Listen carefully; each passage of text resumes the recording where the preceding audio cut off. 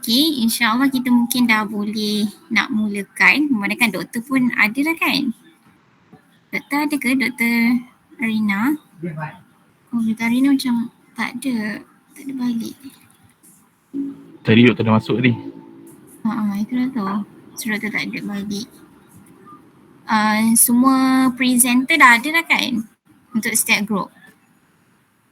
Group 2 dah ada kan? Ada.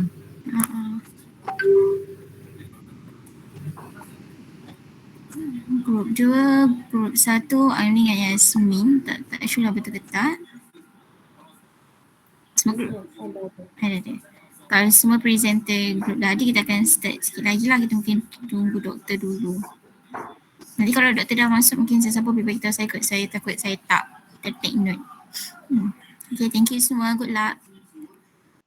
Assalamualaikum doktor. Doktor dah ready ke? Waalaikumsalam. Ya. Dah ready dah. Okay. Tadi ada problem line sikit sebab hujan dekat rumah saya ni lebat. Faham. Masalah line kan.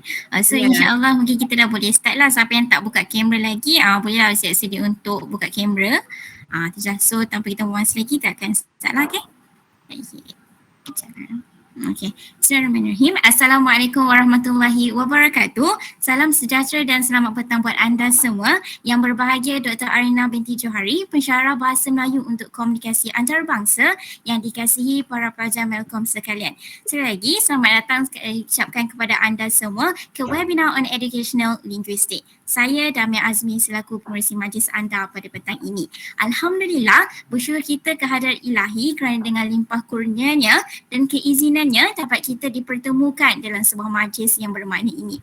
Hadirin sekalian, perbincangan kita pada petang ini, saya yakin anda semua pun dah cukup familiar dengan tajuk kita, di mana kita ingin melihat teori kesantunan yang akan dibincangkan lagi secara luas oleh pelajar-pelajar kesantunan bahasa BMCO 3101 sesi 2021-2022. Dan seperti anda tahu, kesantunan Melayu merupakan kesantunan yang digunakan dalam masyarakat Melayu kita, yang mana terikat dengan norma dan juga nilai masyarakat itu sendiri. Kesantunan Melayu atau KM ini merupakan hasil proses penggabungan dan modifikasi model Asma, Awang dan juga Tenas. Dan KM ini juga terbentuk daripada 3 faktor iaitu peranan, kuasa dan perbezaan taraf sosial iaitu PKS dan juga tajuk T dan peraturan per. Selain daripada itu, faktor air muka juga tercakup dalam PKS. Kalau saya nak cakap banyak pun, saya yakin anda semua akan dapat ulas dengan lebih lanjut lagi. Jadi kita tak nak buang masa lagi, mungkin kita boleh dengan sedikitlah sepatah dua kata daripada pensyarah kesantunan bahasa kita, Dr. Arina. Dengan segala hormatnya, majlis mempersilakan.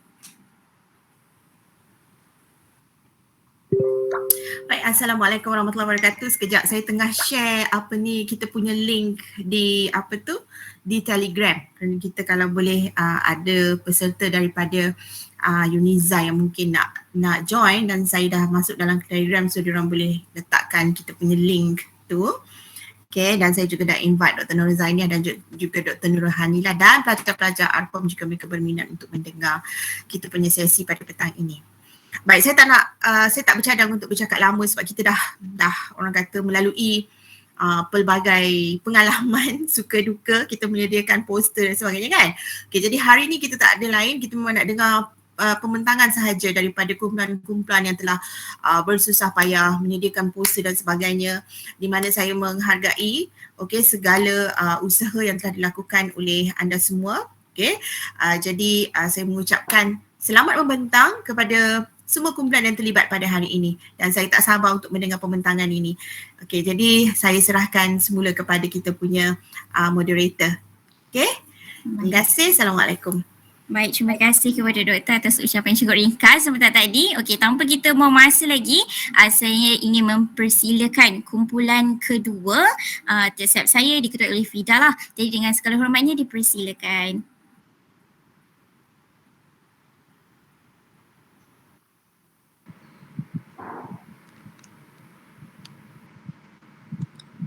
Fida.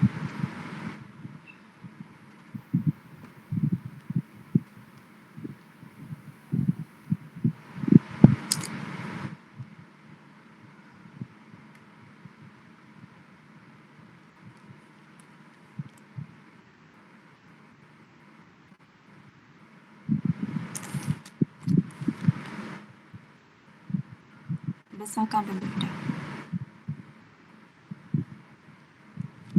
Okey. Cubaan suara 1, 2, 3. Boleh dengar suara saya? Boleh, jelas. Okey. Bismillahirrahmanirrahim. Assalamualaikum warahmatullahi wabarakatuh dan salam hormat diucapkan kepada yang berbahagia Dr. Arina binti Johari selaku pensyarah bagi subjek kesantunan berbahasa serta hadirin sekalian. Berjumpa kita pada hari ini dalam program izinkan saya third webinar on educational linguistic. Sebelum mulut mengunggah kata, sebelum lidah lancar berbicara, izinkan saya untuk memperkenalkan diri terlebih dahulu. Nama diberi Nurul Najihah binti Razak bernombor matrik 1913978 bersama rakan seperjuangan saya, saudari Aifa Nadila binti Abdul Wahid bernombor matrik 1911806 mewakili kumpulan kami akan membentangkan poster berkaitan kajian yang dijalankan bertajuk Ciri Kesantunan Berbahasa dalam Bual Bicara Pandang Serius Gurauan Seksual Malaysia hari ini MHI. Sebelum itu, saya harap semua yang menghadiri pembentangan poster ini berada dalam keadaan sihat sejahtera dan dilindungi Allah SWT berikutan keadaan negara kita sekarang. Semoga Allah memudahkan urusan kita semua. Amin. Baik, tanpa membuang masa, kita mulakan dengan pengenalan. Santunnya bahasa itu boleh diterjemahkan sebagai perlakuan tutur kata yang tidak menyinggung hati kedua-dua pihak iaitu penutur dan pendengar ketika berkomunikasi. Malah kesopanan ini kehalusannya menggunakan bahasa sama ada melalui lisan atau tulisan juga turut dikaitkan dengan kesantunan Melayu KM. Oleh itu, kajian ini dijalankan bertujuan untuk mengenal pasti dan menganalisis kesantunan Melayu dalam program Bual Bicara Malaysia hari ini MHI dengan menggunakan model kesantunan Melayu 3 tokoh oleh Arina Johari. Kita teruskan dengan metodologi. Metodologi yang digunakan dalam kajian ini yang pertama ialah kepustakaan. Kepustakaan di kaedah kepustakaan ini kita menyediakan sorotan kajian lepas dan bahan-bahan ilmiah yang melibatkan kesantunan berbahasa. Yang kedua ialah data. Data kami perolehi daripada rancangan Bual Bicara Malaysia hari ini MHI Pandang Serius Gurauan Seksual. Seterusnya transkripsi. Transkripsi ini dijalankan dengan mentranskripsikan audio ke teks untuk memudahkan pengkaji menganalisis teks bual bicara tersebut. Dan seterusnya kami melakukan analisis teks yang melibatkan kesantunan berbahasa untuk menganalisis penstrukturan, mengenal pasti kata kunci dan pengklasifikasian yang terdapat dalam bual bicara ini. Bahan kajian yang dipilih sudah tentu kami menggunakan aplikasi YouTube iaitu Bual Bicara Malaysia hari ini yang bertajuk Pandang Serius Gurauan Seksual. Jadi video Bual Bicara ini berdurasi selama 15 minit 22 saat dan kami mengambil keseluruhan video dengan mentranskripsi dan digunakan sebagai data kajian untuk dianalisis. Kita beralih kepada definisi konsep. Okey, kesantunan berbahasa menurut Asma Haji Omar 2000 ialah penggunaan bahasa sehari-hari yang tidak menimbulkan kegusaran, kemarahan dan rasa tersinggung daripada pendengar. Awang Sarian 2007 pula berpendapat penggunaan bahasa yang baik, sopan, beradab, memancarkan peribadi mulia dan menunjukkan penghormatan kepada pihak yang menjadi lawan bicara. Model yang digunakan sepanjang kajian sudah tentu yang saya sebutkan sebentar tadi iaitu model kesantunan Melayu 3 tokoh Arina 2019. Model ini merupakan penggabungan model ketiga-tiga tokoh iaitu pendekatan kesantunan Melayu berdasarkan kesantunan berkendala Asmah 2000, Amar Ma'ruf Nahi Mungkar Awang 2007 serta bahasa yang menegak, bahasa mendaki dan bahasa mendatar Tenas 2011. Okey, kita beralih kepada sorotan kajian. Seperti yang anda boleh lihat, terdapat beberapa kajian lepas yang digunakan sebagai rujukan untuk menghasilkan kajian ini. Okey, kajian pertama bertajuk Kesantunan Melayu. Okey, maafkan saya. Kajian pertama ialah kajian Indrawati Zahid dan Arina Johari 2018 yang bertajuk Kesantunan Melayu, analisis konteks perbualan dalam rancangan bual bicara bertajuk Celik Mata, Riset Minda Orang Yang Tenang, diterbitkan oleh Radio IKIM FM. Okey, secara ringkasnya, kajian ini menganalisis pengaplikasian dan kecenderungan kesantunan Melayu mengikut konteks perbualan struktur isi dalam rancangan bual bicara inilah. Jadi dapatan kajian menunjukkan tetamu undangan menguasai secara dominan faktor peranan, kuasa dan taraf sosial PKS, faktor peranan per, kuasa dan taraf sosial PKS dan tajuk T. Manakala pengacara menguasai secara dominan faktor peraturan bual bicara per. Okey, jadi hasil daripada pengaplikasian ketiga-tiga faktor ni membolehkan bual bicara itu berjalan dengan lancar tanpa konflik. Okey, kita balik kajian yang kedua, iaitu kajian daripada Sarah Baden 2019 yang bertajuk Strategi Kesantunan Penulisan Aplikasi Model Leach 1983, Grice 1975 dan ASMA 1996 serta 2000. Okey. Secara ringkasnya, kajian ini bertujuan untuk menganalisis strategi kesantunan berbahasa dalam artikel Ruangan Agenda Bahasa dalam majalah Dewan Bahasa terbitan bulan Julai 2018. Jadi kajian ini dia aplikasikan 3 model kesantunan, iaitu Leach 1983, Grice 1975 dan model Asmah Omar 2000. Dapatan kajian ni dia menunjukkan dia pengaplikasian ketiga-tiga model kesantunan dan membentuk pola kombinasi maksim dan strategi. Pengaplikasian strategi seperti cadangan, nasihat, pujian, pengemukaan fakta, penggunaan unsur metafora, kepatuhan pada tajuk serta penjagaan air muka dalam usaha penulis untuk melestarikan kesantunan. Jadi penulis dapat menunjukkan yang dapatan mereka mematuhi peraturan penulisan dengan tidak mengabaikan strategi kesantunan berbahasa tersebut. Yang ketiga ialah sekali lagi kajian daripada Indrawati Zahid 2019 yang bertajuk Melayu dan Kritikan, Analisis Kesantunan Mentor 7. Okey, analisis yang dilakukan oleh beliau mempunyai 2 objektif, iaitu mengklasifikasikan strategi kesantunan yang digunakan serta membincangkan penggunaan strategi kesantunan tersebutlah. Jadi secara ringkasnya dapatan analisis beliau memperlihatkan kedua-dua juri mengaplikasi strategi berekod tanpa penyesuaian iaitu BTP, berekod kesantunan positif, BPKP serta kesantunan negatif, BPKN dan tanpa rekod TR. Jadi BTP dalam kasus mentor didapati tidak mengakibatkan ancaman muka kerana faktor format rancangan mentor dan peranan juri dalam analisis beliau. Sementara itu hanya terdapat satu TR iaitu tanpa rekod yang diaplikasi kerana salah seorang juri telah secara umum menyelitkan kritikannya untuk semua mentor yang terlibat dalam satu sesi kritikan seorang protege. Okey, itu sahaja daripada sorotan kajian tiga-tiga tersebut. Jadi saya akan teruskan pembentangan dengan menyerahkan kepada saudari Aifa Nadila. Terima kasih. Dipersilakan Aifa. Terima kasih saudari Najiha. Seterusnya saya Aifa Nadila akan meneruskan pembentangan pada bahagian dapatan, analisis dan kesimpulan. Pada bahagian dapatan kajian, 8 konteks perbualan dapat dikenal pasti terdiri daripada konteks ramah mesra dengan tetamu, gurauan seksual dari segi perundangan, arahan kepada pendengar dan penonton, gurauan seksual dari segi agama, persoalan pemanggil, masalah pemanggil, teguran dan nasihat. Akhir sekali penutup.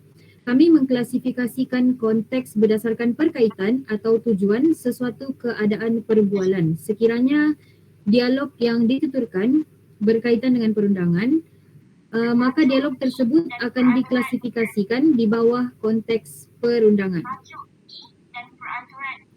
Dan begitu juga dengan aspek-aspek yang lain terdiri daripada gurauan seksual, agama, masalah dan konteks-konteks yang lain. Seterusnya beralih kepada variasi pengaplikasian faktor kesantunan Melayu dalam dialog atau perbualan. Dapatan kajian seperti yang anda dapat lihat di poster menunjukkan variasi faktor kesantunan Melayu 3 faktor diaplikasikan dalam 5 kiraan dialog bersamaan dengan 17.24%.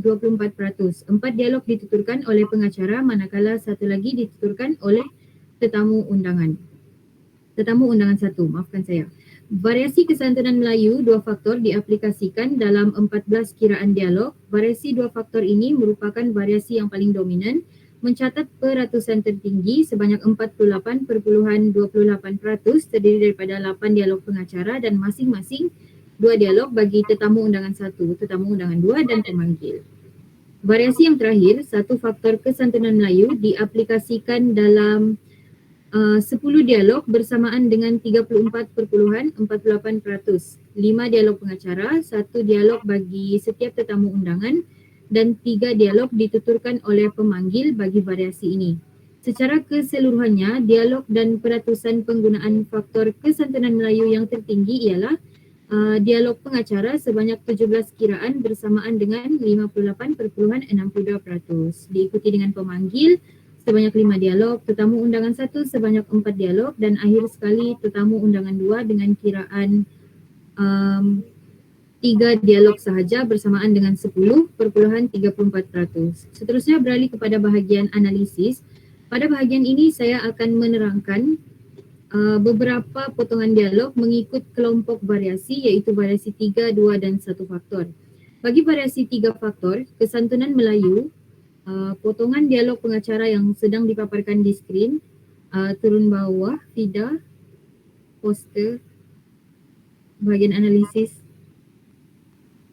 Okey, terima kasih.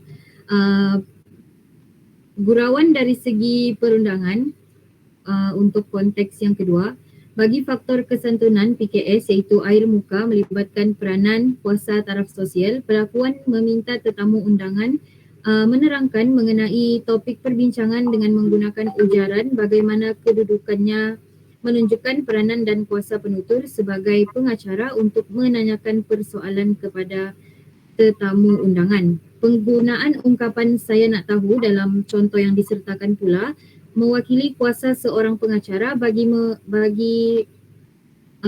mewakili para penonton dan mendengar dalam perbincangan tersebut. Selain itu, taraf sosial boleh dilihat melalui permintaan penutur untuk menerangkan topik yang dibincangkan dari seorang pakar perundangan. Melalui ujaran mungkin Zabeta boleh terangkan.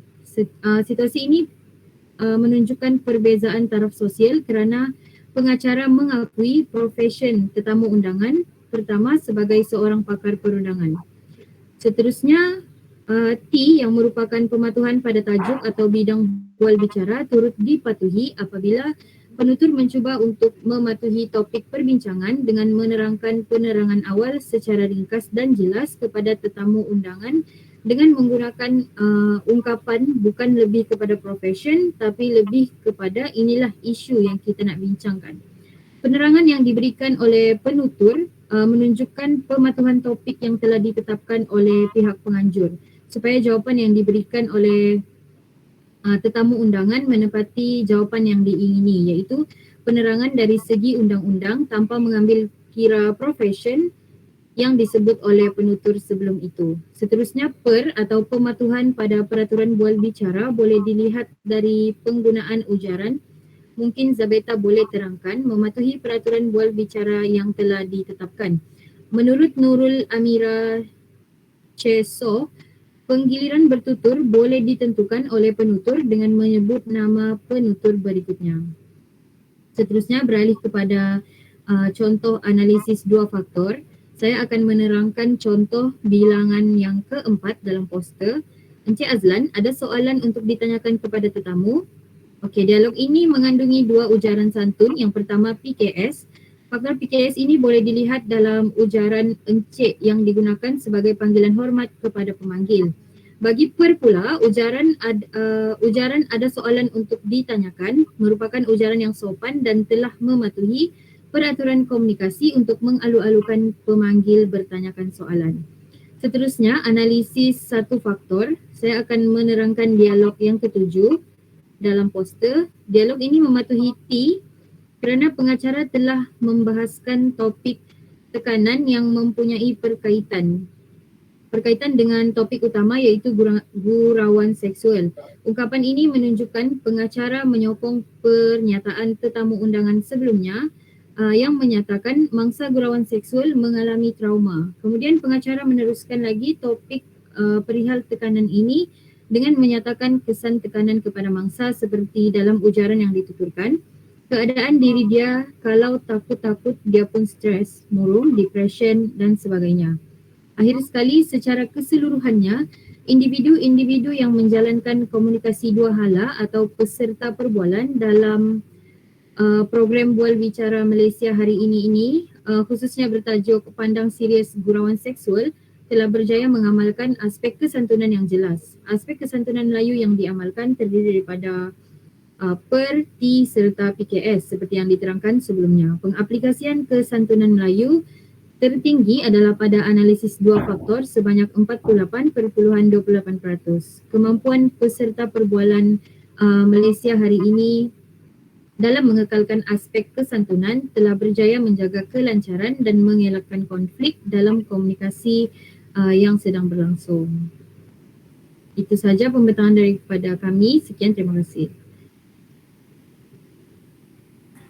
Terima kasih kepada kumpulan 2 iaitu yang terdiri daripada Aifa dan juga Najihah. Kita dapat lihat lah sebenarnya kalau kesimpulannya, saya percaya kita semua kesimpulan sama sahaja iaitu mematuhi 3 aspek faktor tersebut lah. Dan semestinya kalau kita gunakan teori kesantunan Melayu ni semestinya untuk elakkan konflik juga. Jadi mungkin Dr. Arina nak berikan komen ataupun kita teruskan dengan sesi soal jawab. Dr. Arina ada ke?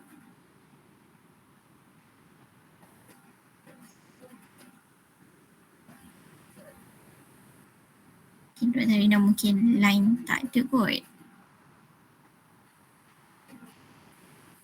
Jadi kita teruskan dengan sesi Q&A session ke? Ada? Okay. Nanti jangan lupa tahu untuk korang semua isi borang kehadiran yang ada Aifa dah hantar juga, Zulaikha Yana dah hantar juga. Okay? Untuk attendance. Okay. Saya rasa macam Dr. Arina tengah ada masalah lain ni. So ada siapa nak berikan soalan kepada kumpulan 2? Okay, ada? Saya rasa macam tak ada kan? Saya yakin tak ada sebenarnya. So kita nak teruskan dengan kumpulan seterusnya ke Nazirul? Doktor kata tadi teruskan kan kalau dia terleft. So saya rasa pertama buang masa lagi, kita teruskan dengan kumpulan seterusnya iaitu kumpulan yang pertama. Dipersilakan.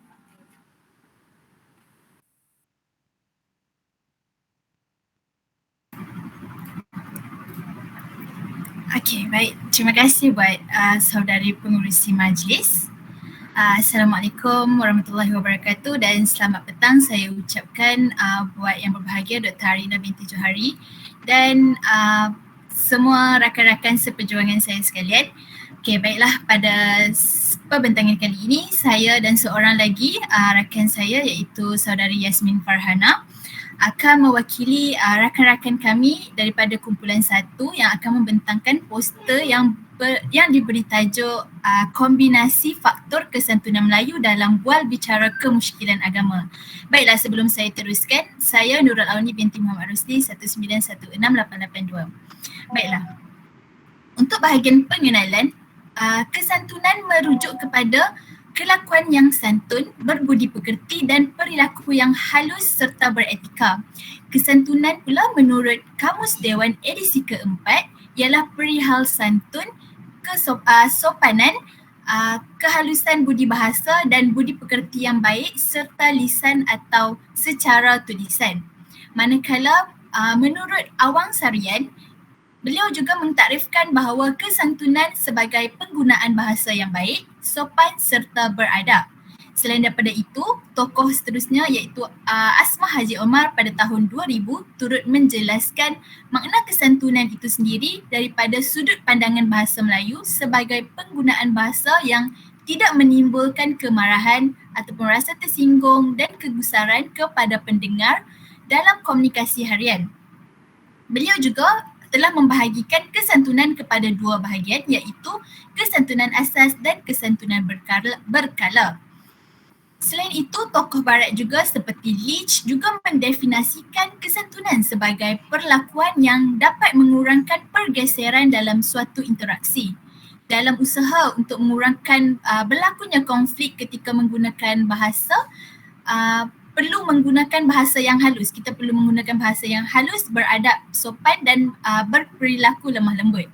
Lakoff juga turut menjelaskan tentang makna kesantunan. Kesantunan menurut Lakoff adalah usaha untuk mengurangkan pergeseran dalam suatu interaksi yang berlaku maupun secara verbal ataupun non-verbal.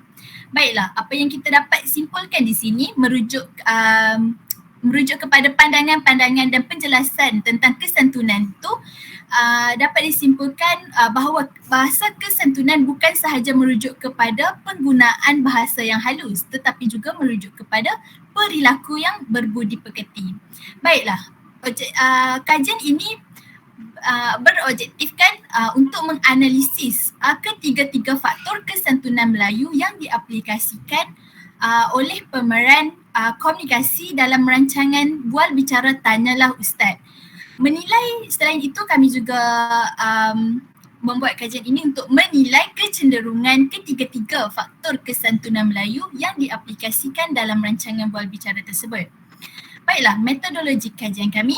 Yang pertama, kami menggunakan kaedah kuantitatif dan dapatan analisis yang dipaparkan adalah dalam berbentuk jumlah dan peratusan.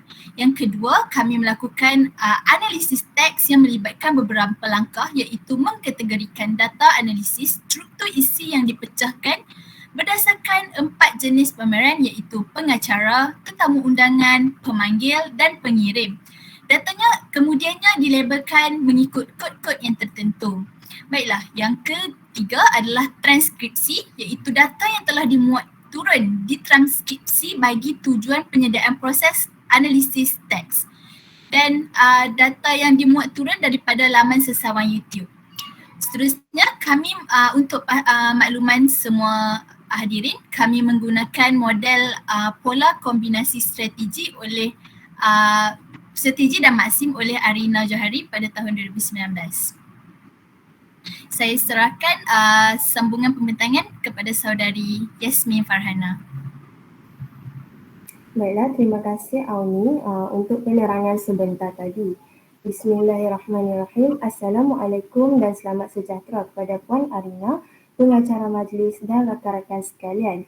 Saya Yasmin Farhana binti Zamri, nombor metrik 1914564 akan meneruskan pembentangan berkenaan bahan kajian yang digunakan.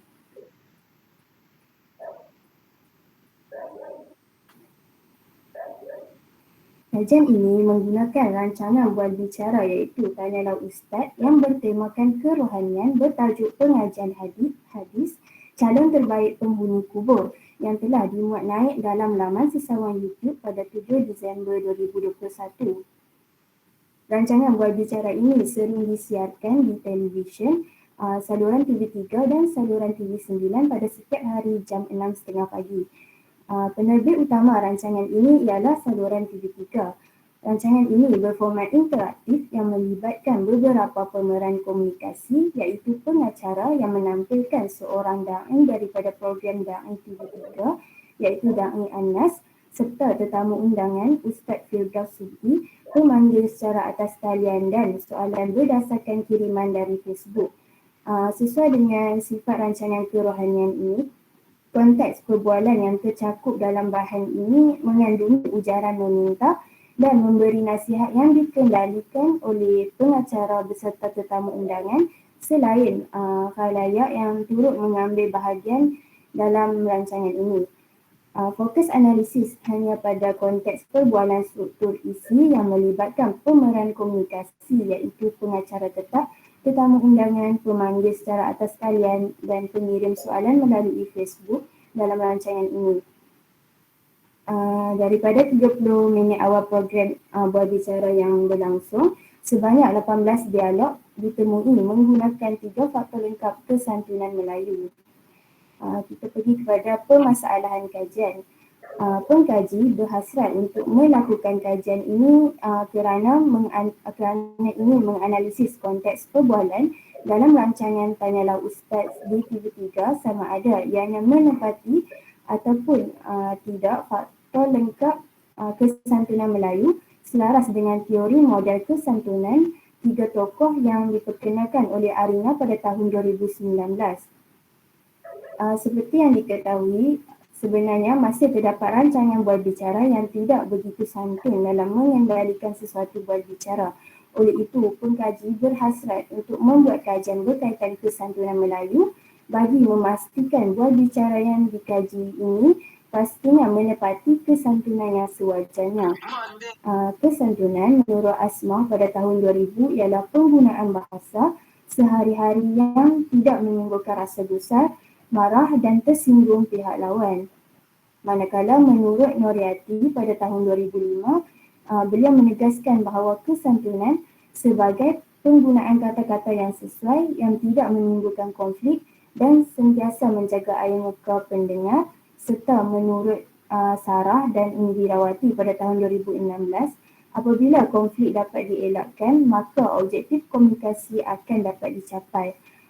Oleh itu, pengkaji mengambil keputusan untuk mengkaji kesantunan Melayu dengan menganalisis konteks perbualan dalam rancangan Tanyalah Ustaz di TV3 ini dengan berfokuskan kepada topik perbincangan pengajian hadis iaitu calon terbaik penghuni kubur. Sekaligus menjawab persoalan kajian, adakah rancangan bual bicara Tanyalah Ustaz di TV3 ini menepati 3 faktor kesantunan Melayu selaras dengan teori kesantunan Melayu 3 tokoh yang diperkenalkan oleh Arina pada tahun 2019. Saya serahkan pembentangan dapatan pertama daripada kajian ini kepada Auni. Baiklah, terima kasih Saudari Yasmin. Okey, untuk bahagian dapatan satu ini, dengan objektifnya untuk menganalisis ketiga-tiga faktor kesantunan Melayu yang diaplikasikan oleh pemeran komunikasi dalam rancangan bual bicara Tanyalah Ustaz. Oleh hal yang demikian, kumpulan kami telah menyenaraikan beberapa dialog yang telah dikenal pasti mempunyai ketiga-tiga faktor kesantunan Melayu. Okey, oleh itu saya akan menjelaskan dengan lebih lanjut. Saudara Naim, boleh ke dialog yang ke-8? Okey, baik, terima kasih. Okey, dialog yang ke-8 merupakan soalan daripada saudara dari Facebook, iaitu dialog 8 ini memperlihatkan gabungan ketiga-tiga faktor kesantunan Melayu dalam soalan yang dikemukakan di laman sosial Facebook. Faktor PKS, iaitu PKS merupakan perkaitan peranan, K kewujudan kuasa dan S adalah perbezaan taraf sosial. Dapat dilihat daripada dalam ujaran Assalamualaikum warahmatullahi wabarakatuh yang menunjukkan peranan pengaju soalan sebagai tanda hormat kepada pengacara dan tetamu undangan sebelum mengajukan soalan kepada tetamu undangan. Seterusnya, faktor T pula diperlihatkan pada soalan yang diajukan yang menepati tajuk perbincangan pada ketika itu. Soalan yang diajukan adalah berpandangan kubur masing-masing tidak perlu nasihat tentang azab kubur, tentang patuh kepada perintah Allah. Adalah berkaitan dengan tajuk yang dibincangkan pada episod tersebut iaitu calon terbaik penghuni kubur. Seterusnya, perkaitan faktor per dapat dilihat juga dalam dialog soalan yang diajukan ini, di mana pengaju soalan memperakui peranan tetamu undangan sebagai pemberi nasihat dan penjelasan terhadap kemusykilan yang timbul. Baiklah, untuk daripada pemeran tetamu undangan iaitu pada dialog yang ke-9, Dialog ke-9 juga memperlihatkan kombinasi ketiga-tiga faktor kesantunan Melayu dalam ujaran tetamu undangan melalui perlakuan beliau menamatkan soalan yang dikemukakan. Perlakuan menamatkan pertanyaan dengan ujaran yang baik, terima kasih, daripada tetamu undangan menepati faktor PKS apabila tetamu undangan faham akan peranannya sebagai pengendali soal jawab dan memberikan maklumat yang menepati soalan yang dikemukakan. Ujaran sesungguhnya manusia ini hidup sentiasa banyak memberi alasan-alasan, suka untuk berdebat dan sebagainya, telah menepati faktor T, di mana tetamu undangan memberikan jawapan yang sesuai dan menepati tajuk serta soalan yang diajukan. Faktor per diaplikasikan dalam ujaran kita nak cerita manusia ni antara salah satu sifat. Okey, baiklah. Ujaran ini memperlihatkan bahawa tetamu undangan yang mematuhi peraturan rancangan bual bicara iaitu dengan memperakui kepakaran diri sebagai pemberi nasihat. Manakala untuk dialog ke-10, dialog yang diambil daripada pemanggil yang diujarkan untuk menggabungkan ketiga-tiga faktor kesantunan Melayu dalam ujarannya. Faktor PKS juga dapat dilihat dalam ujaran Waalaikumsalam warahmatullahi wabarakatuh Da'i Anas dan Ustaz Firdaus. Apabila pemanggil ini memahami peranannya sebagai pemanggil dan memberi salam kepada pengacara dan tetamu undangan sebelum mengajukan soalan. Melalui soalan yang dikemukakan iaitu bagaimana untuk mengatasi kegelisahan dalam hati kerana takutkan mati andainya tidak tercapai menjadi calon terbaik penghuni kubur. Kita dapat lihat faktor T ini diaplikasikan oleh pemanggil. Pemanggil mengemukakan soalan yang menepati topik yang dibincangkan. Seterusnya faktor per juga dapat dilihat apabila pemanggil mengujarkan soalan iaitu saya nak tanya ni Ustaz. Okey, ujaran tersebut memperlihatkan pemanggil mematuhi peraturan rancangan bual bicara dengan mengemukakan soalan kepada pakar iaitu tetamu undangan. Baiklah, daripada pemeran pengacara pula, beliau juga menggabungkan ketiga-tiga faktor kesantunan ini sendiri iaitu apabila beliau mengucapkan Waalaikumsalam, terima kasih Encik Ismail Maisa. Ujaran ini memperlihatkan faktor PKS tersebut apabila pengacara itu memahami peranan dia sebagai penerima soalan. Faktor T juga dalam ujaran kegelisahan yang melanda jiwa kadang perlu diubati adalah pengacara menyentuh kembali tentang soalan yang telah dikemukakan oleh pemanggil supaya perbincangan selanjutnya akan menepati kehendak soalan yang diajukan. Peraturan rancangan juga dipatuhi apabila pengacara ini memberi giliran bercakap kepada tetamu undangan dengan mengujarkan apa pandangan daripada ustaz. Ujaran ini menepati faktor per apabila tiba giliran tetamu undangan untuk menyampaikan pendapat dan pandangan.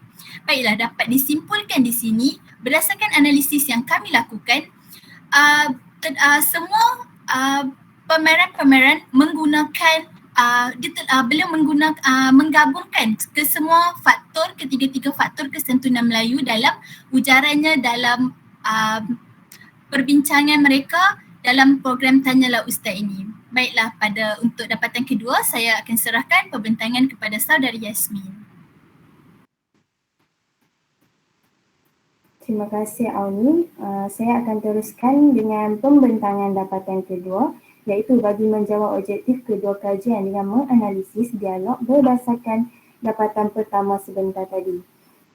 Berdasarkan jadual, dapat kita lihat kecenderungan pemeran komunikasi memperlihatkan penggunaan tiga faktor lengkap kesantunan Melayu dengan format penjagaan air muka yang mencakupi PKS merujuk kepada peranan kuasa dan taraf bercampur dengan T yang merujuk kepada topik atau bidang bercampur dengan per yang merujuk kepada peraturan. Dapatan ini memberi justifikasi bahawa tetamu undangan secara dominan mengaplikasikan ketiga-tiga faktor kesantunan Melayu tersebut. Dalam ucapannya dengan jumlah sebanyak 8 dialog mewakili 44.44%. Memandangkan soalan tumpuan dan perbincangan tertumpu kepada beliau yang berperanan sebagai pakar rujuk telah membuktikan kewibawaan beliau sebagai pakar terpamer dengan strategi yang santun dalam ujarannya. Tidak jauh beza dengan pengacara dengan jumlah sebanyak 5 dialog yang mewakili 27.78%. Dapatan ini menunjukkan pemeran ini mempunyai peranan yang hampir sama dengan tetamu undangan dalam rancangan ini dan berjaya mengawal perjalanan rancangan majlis mengikut format dengan mengaplikasikan faktor-faktor kesantunan ini. Dalam konteks soalan daripada Facebook dengan jumlah sebanyak 4 dialog mewakili 22.22%. Walaupun soalan berbentuk penulisan, namun setiap soalan didahulukan dengan ucapan salam dan soalan yang diajukan terus merujuk kepada topik dan selaras dengan peraturan. Dapatan ini dijangka kerana soalan telah dipilih oleh pengacara dari awal. Oleh itu, sudah pasti soalan-soalan tersebut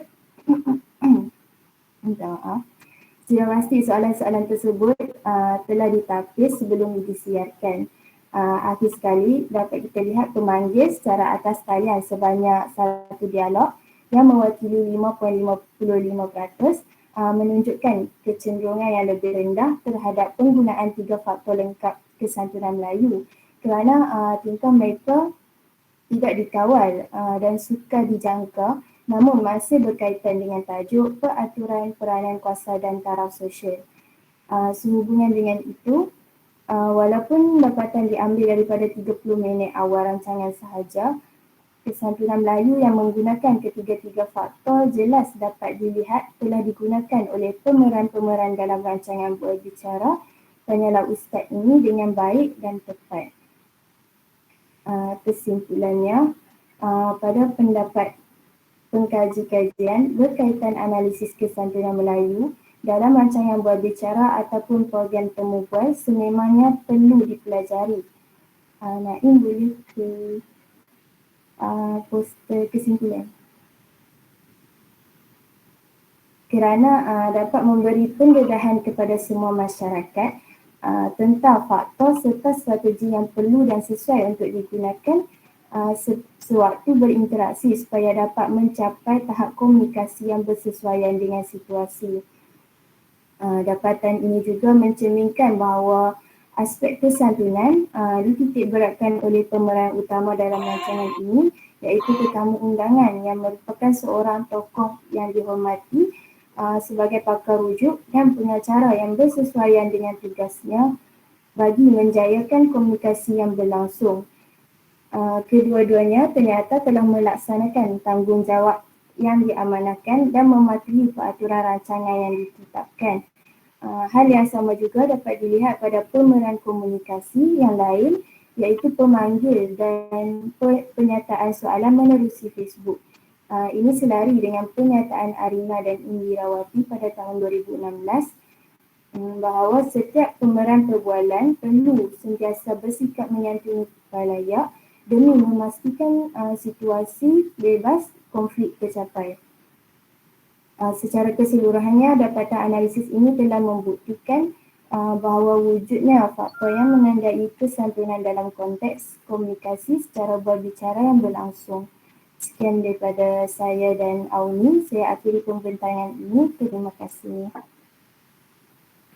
Jadi terima kasih kepada kumpulan yang pertama. Kita dapat lihatlah kumpulan yang kedua tadi mereka bentangkan mengenai ada yang ujaran memenuhi 3 faktor, ada yang 2 faktor, ada yang 1 faktor. Untuk grup ni kita dapat lihat mereka mengkaji yang memenuhi 3 ujaran yang memenuhi 3 faktor terus. Okay? Jadi mungkin Dr. Arina nak berikan soalan apa-apa ke ataupun kita teruskan dengan pembentangan seterusnya? Setakat ni saya tak ada soalan lah ya. Tapi kalau yang lain-lain mungkin ada nak berikan soalan, nanti kita boleh kumpul di akhir nanti. Okay. Ya, soalannya. Baik. Terima kasih Dr. Rina. Okey, tanpa kita buang masa lagi, terima kasih kepada kumpulan yang pertama. Kita akan teruskan dengan kumpulan yang ketiga. Dengan itu dipersilakan Muiz dan juga Sophie.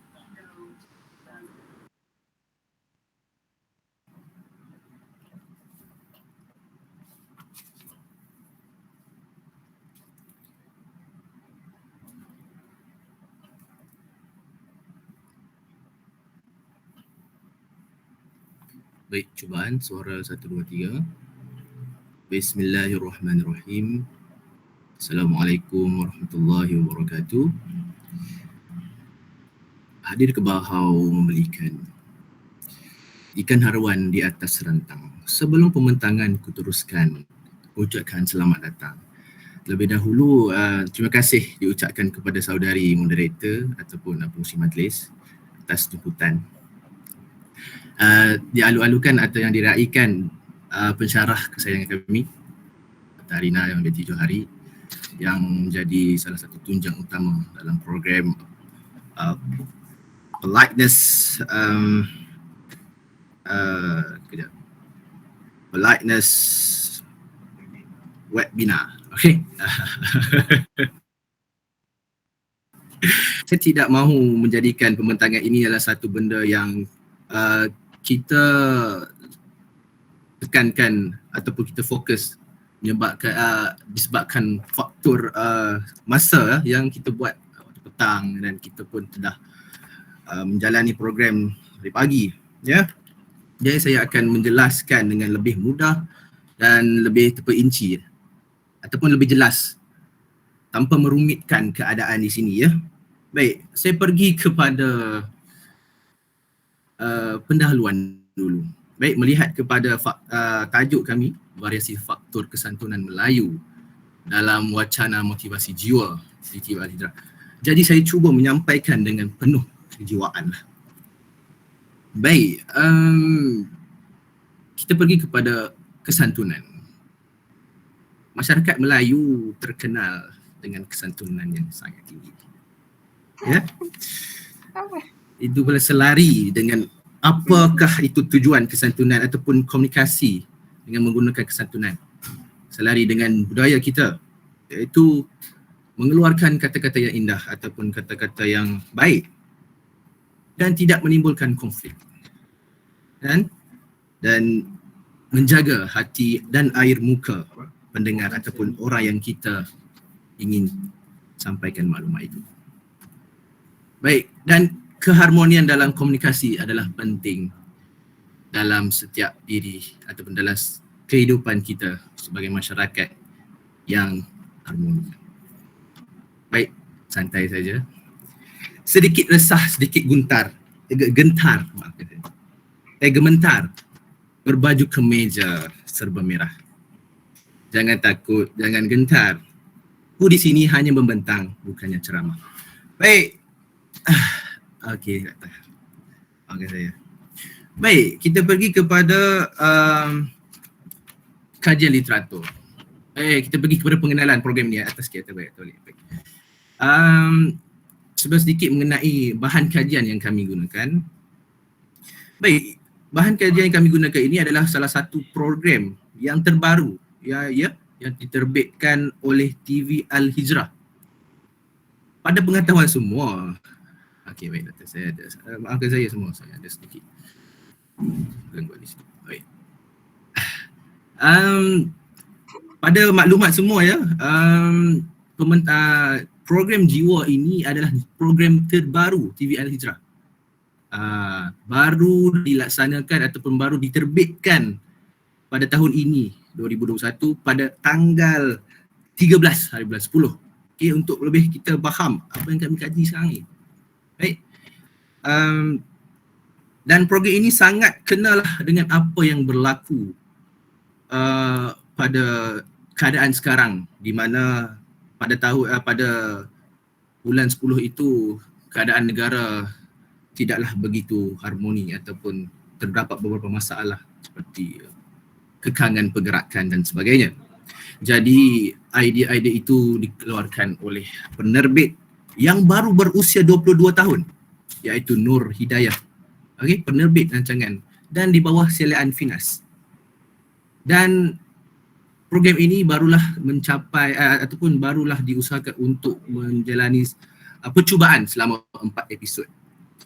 Dan ianya berlangsung pada 5:30 petang ya, di saluran TV Al-Hijrah, saluran 114 selama 30 minit. Yang di mana yang mengecarakan program ini adalah bukan calon-calon orang, iaitu Dr. Hazli Zakaria, pakar psikiatri, klinik pakar Alam Minda, ya, dengan pengalaman melebihi 15 tahun dan dan serta lebih 10,000 konsultasi bersama pesakit-pesakit, dan ia merupakan Presiden Persatuan Psikiatri Malaysia. Okey, baiklah. Tidak lama nak bercakap lama pun nanti saya mengambil masa yang lama. Tidak kena dengan tujuan komunikasi saya, pembentangan saya yang ingin menjelaskan dengan lebih ringkas. Baik, dalam program ini fokus analisis adalah pada 14 konteks perbualan dalam rancangan jiwa yang dapat kami keluarkan dan dapat kami kaji, dan terdapat 110 dialog sepanjang rancangan berlangsung, di mana program ini video yang kami jalankan ini kami dapatkan dari saluran platform YouTube sebagai bahan kajian kami. Baik, kita pergi kepada kajian literatur. Terima kasih. Baik. Bagi kajian literatur, kami meneliti beberapa kajian-kajian lepas untuk dijadikan sandaran ataupun menjadikan sebagai salah satu bahan untuk kami tengok ataupun rujuk, iaitu daripada Marliana Marus pada tahun 2011, ya, pensyarah kita sendiri Arina Johari dan Indrawati Zahid 2016, Ezura Nasir dan Zamri Muhammad pada 2020, dan masing-masing menggunakan teori Leach, Rice dan Brown dan Levison. Manakala pada tahun 2018 juga daripada pensyarah kita Arina Johari dan Indrawati, dan kali ini menggabungkan antara 3 teori tokoh tempatan, iaitu tidak asing lagi bagi pelajar-pelajar bahasa kalau tidak kenal tokoh-tokoh ini seperti Asmah, Haji Omar, Awang Serian dan Tenas Erdawati. Baik, tujuan atau matlamat kajian ini mudah. Seperti mana apa kumpulan-kumpulan lain. Jangan risau, sama saja. Mengenal pasti pengaplikasian kesantunan Melayu dalam rancangan Bual Bicara Jiwa ini, dan menganalisis kecenderungan penggunaan kesantunan Melayu dalam rancangan Bual Bicara. Tidak ada objektif, tidak adanya objektif sekiranya tidak datang dengan masalah. Jadinya apakah pernyataan masalah kumpulan kami? Kajian ini adalah kurangnya kajian menyeluruh mengenai kesantunan dalam masyarakat Melayu. Apabila kita lihat mungkin baru-baru inilah lebih banyak lebih banyak kajian-kajian mengenai Bual Bicara, rancangan Bual Bicara. Itu adalah satu peningkatan ataupun satu usaha yang bagus. Dan usaha ini diteruskan, ya, oleh kami dan rakan-rakan yang lain. Dan itulah seperti saya cakap, saya beritahu tadi, tiada kajian mengenai kesantunan dalam konteks rancangan Bual Bicara yang berdasarkan kajian-kajian lepas lah. Baik, itu saja daripada saya akan serahkan pembentangan kepada saudara saya, Saiga. Saudara Muizzuddin, silakan. Terima kasih. Assalamualaikum warahmatullahi wabarakatuh. Dengar suara saya? Dengar. Boleh. Okey, alright, baik. Terima kasih sahabat saya, saudara Sofi Amar yang berada di bilik bawah. Saya akan sambung dengan pembentangan ini daripada kerangka teoritis. Kumpulan kami telah memilih kerangka teoritis kesantunan Melayu yang telah dibawakan oleh yang tak lain tak bukan pensyarah kita, iaitu Dr. Arina Johari dan Indrawati Zahid. Kenapa kerangka teoritis ini dipilih adalah kerana ia bersesuaian dengan apa yang telah oleh dalam ia melibatkan bahasa di awal mutlak oleh konteks dan pemeran komunikasi. Kerangka ini mengandungi tiga.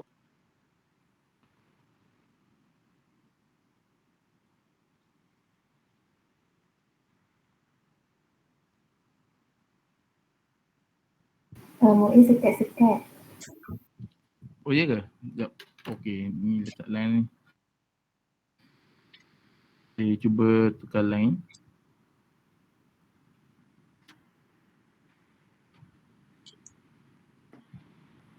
Hello, clear ke? Okey, dengar. Alright. Clear. Alright. Okey, Naim, pergi ke metodologi kajian.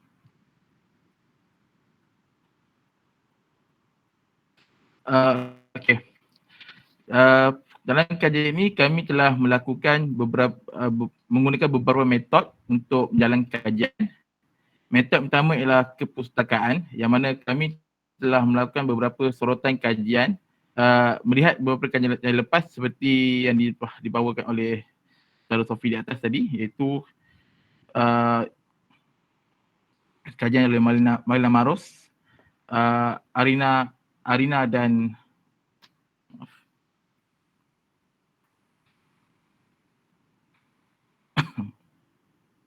Malina Maros, Ana Jari dan Indrawati Zahid serta Idra Nasir dan Zalmi Muhammad, serta kajian yang kedua adalah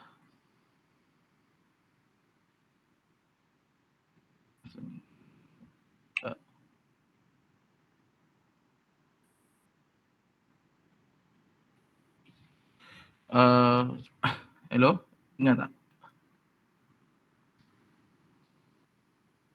Dengar. Dengar Muiz.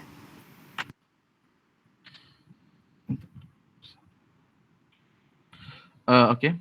Seterusnya adalah internet. Kami menggunakan bahan internet iaitu kami menggunakan capaian di YouTube untuk menonton rancangan bola bicara jiwa episod 4 iaitu anxiety cemas bikin lemas. Yang mana kami telah melihat video yang berdurasi hampir lebih kurang 29 minit ini. Seterusnya transkripsi, di mana kami telah melakukan transkripsi video, telah melihat menonton video di internet, kami melakukan transkripsi setiap dialog yang mana kami telah mendapati ada 110 dialog yang telah diujarkan sepanjang sepanjang rancangan dijalankan.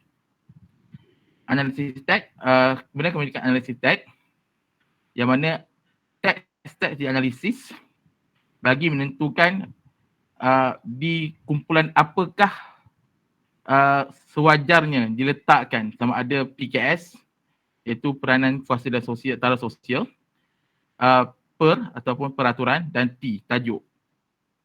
Setelah analisis teks, kami lakukan kuantitatif yang mana kami melakukan kajian secara kuantitatif yang mana teks-teks yang dianalisis diletak dalam kumpulan dan diperatuskan pada tahap diperatuskan untuk mendapatkan keseluruhan dialog. Baiklah, seterusnya jabatan kajian.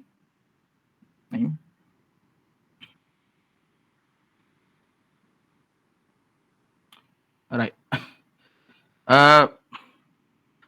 Bagi jabatan kajian kami melihat pada tiga faktor iaitu faktor PKS, faktor T dan faktor PER. Faktor PKS yang dibawa dalam period ini adalah di mana PKS memperakui peranan pengacara, T melalui pelakon yang memberikan maklumat yang lebih lanjut berkaitan soalan dan topik yang dikemukakan, dan PER iaitu tindakan pengacara mematuhi peraturan rancangan yang ditetapkan. Setelah dilakukan kajian dan analisis, kami mendapati bahawa dialog di pengacara yang itu sebanyak 50 dialog, manakala tamu undangan punya 53 dialog. yang bawa pada 110 dialog secara keseluruhan. Bagi PKS, pengacara melakukan 10 ujaran dalam bentuk dialog. Dialog yang mempunyai ujaran PKS, manakala temu undangan ambil 7 dengan mewakili 19%, itu dengan 17 dialog diletakkan dalam kumpulan faktor tak lengkap PKS. Variasi faktor tak lengkap yang kedua ialah T, di mana 7 dialog dari pengacara, manakala 28 tajuk 28 dialog diujarkan oleh tamu undangan. Yang mewakili 35 dialog dengan 30% secara keseluruhan. Manakala per atau peraturan 40 dialog 7% dan 18 dialog yang berasal daripada 16% secara keseluruhan, dengan 58 dialog diletakkan di bawah kumpulan peraturan. Itu 53% secara keseluruhan. Di sini kita dapat lihat bahawa tetamu undangan lebih cenderung kepada faktor T, iaitu faktor tajuk, manakala PKS pengacara lebih dominan terhadap penggunaan faktor kesantunan Melayu PKS dan peraturan, yang mana mereka lebih dominan, iaitu pengacara menggunakan 10% 10 dialog PKS dan 40 dialog untuk peraturan. Ini bawah. Okey, dialog. Contoh dialog ni. Okay. Contoh dialog yang dibawa oleh pengacara iaitu PKS, yang mana sebagai contoh, saya berpeluh dan meletak doktor. Saya berpeluh dan meletak doktor, penggunaan nama doktor ini adalah pengakuan taraf sosial oleh oleh tetamu undangan. Maaf. Sebenarnya mengatakan doktor, yang mana tetamu undangan mengakui bahawa mengakui peranan pengacara mengakui peranan pengacara sebagai penguasa dalam rancangan tersebut. Manakala jadi tidur ni very important, sebab bila kita anxiety ni kita tidak sangat terganggu sangat-sangat, dan itulah punca segala permasalahan. Yang mana tetamu undangan menjawab soalan yang diberikan di dalam topik yang dibincangkan. Manakala pengacara itu peraturan, yang mana pengacara mengiyakan jawapan tetamu undangan yang telah dijemput. Akhir sekali kesimpulan. Jabatan analisis ini melihatkan aplikasi variasi kesantunan Melayu, iaitu PKS, T dan PER dalam rancangan bual bicara jiwa, yang mana pengacara cenderung menggunakan faktor PER, manakala tamu undangan cenderung menggunakan faktor T. Dengan ini jelaslah bahawa kesantunan Melayu diaplikasi dalam rancangan temu bual tersebut. Baik, itu saja sekian kami. Terima kasih. Jadi terima kasih kepada kumpulan yang ketiga. Dapat kita lihat sebenarnya kalau grup ini mereka membincangkan satu persatu lah faktor tersebut, bukan campur seperti grup yang pertama tadi ataupun yang kedua tadi. Jadi tanpa masa lagi, saya ingin menjemput kumpulan yang keempat yang terdiri ahlinya daripada Syuhada dan juga Nazirul. Tanpa masa lagi, dipersilakan. Baiklah, terima kasih kepada saudari pengerusi majlis. Assalamualaikum dan salam sejahtera diucapkan kepada Yang Berbahagia Dr. Arina selaku pensyarah subjek kesantunan berbahasa, serta mahasiswa dan mahasiswi sekalian. Saya Nur Syamimi binti Suhaimi dan rakan saya Nur Salwani binti Jairani mewakili kumpulan 4 akan membentangkan kajian kami yang bertajuk Kesantunan Melayu dalam rancangan bual bicara wanita hari ini dalam segmen utama Aib Jangan Dikongsi. Bila kita mulakan dengan pengenalan, hadirin sekalian, dalam proses komunikasi ini, aspek kesantunan sangat penting untuk kita memastikan komunikasi yang berlangsung antara penutur dan pendengar itu berjalan dengan lancar tanpa berlakunya sebarang konflik. Jadi kesantunan berbahasa ni perlu sentiasa kita praktikkan dalam komunikasi, tidak kira sama ada komunikasi secara langsung maupun tidak langsung. Selain itu, konsep kesantunan juga tidak tertumpu kepada satu-satu bangsa sahaja. Kerana apa-apa sahaja yang dikatakan dalam santun dalam pelbagai budaya harus diutamakan dalam komunikasi. Setiap komunikasi yang berlaku ni mestilah menggunakan pemilihan kata yang betul, struktur ayat yang sesuai dan cara penyampaian yang sopan agar tidak menyinggung perasaan orang lain. Perkara ni saya rasakan sangat penting kerana kita hidup dalam persekitaran masyarakat yang sangat mementingkan adab dan kesantunan. Jadi kesantunan dalam berbahasa ni perlu kita ketengahkan supaya setiap individu dapat menjaga percakapan mereka berdasarkan etika komunikasi yang betul. Baiklah, dalam kajian ini kami telah menggunakan model kesantunan 3 tokoh oleh Arina Johari. Menurut Arina, aspek kesantunan Melayu ni dapat dilihat melalui gabungan 3 pendekatan tokoh tempatan yang saya rasakan tidak asing lagi, iaitu konsep kesantunan berkendala oleh Asmah, konsep amal makruf nahi mungkar oleh Awang Serian dan konsep bahasa yang 3 oleh Tenas Afendi. Jadi pendekatan oleh Asmah ni telah dijadikan sebagai teras dalam model Arina ini, iaitu menggunakan konsep air muka. Namun jika kita lihat dalam teori Awang dan Tenas, mereka tidak menjelaskan secara terperinci pun mengenai konsep air muka. Tetapi mereka ada menjelaskan tentang aspek peranan, taraf sosial dan sebagainya untuk melihat sesuatu kesantunan itu diaplikasikan. Jadi perkara ini secara tidak langsung perbincangan aspek kesantunan mereka ini termasuk dalam faktor-faktor yang dibincangkan oleh Asmah. Oleh itu pendekatan ketiga-tiga teori ini telah digabungkan dan dimodifikasi oleh Arina menjadi sebuah model yang dikenali sebagai model kesantunan 3 tokoh. Lalu Arina telah membahagikan model kesantunan 3 tokoh ini kepada 3 faktor utama pula, iaitu yang pertama peranan, kuasa dan perbezaan taraf sosial yang mewakili PKS, dan yang kedua adalah tajuk mewakili T, dan yang ketiga iaitu yang terakhir peraturan perbincangan yang mewakili per. Jadi ringkasnya dalam model ini faktor PKS telah mengandungi faktor teras iaitu air muka, manakala T dan per pula berdiri sebagai faktor yang tersendiri. Seterusnya pula adalah objektif kajian. Kumpulan kami mempunyai 2 objektif kajian, iaitu yang pertama mengenal pasti kesantunan Melayu yang diaplikasikan oleh penutur perbualan dalam rancangan bual bicara, dan yang kedua adalah menganalisis kecenderungan kesantunan Melayu yang diaplikasikan dalam rancangan bual bicara.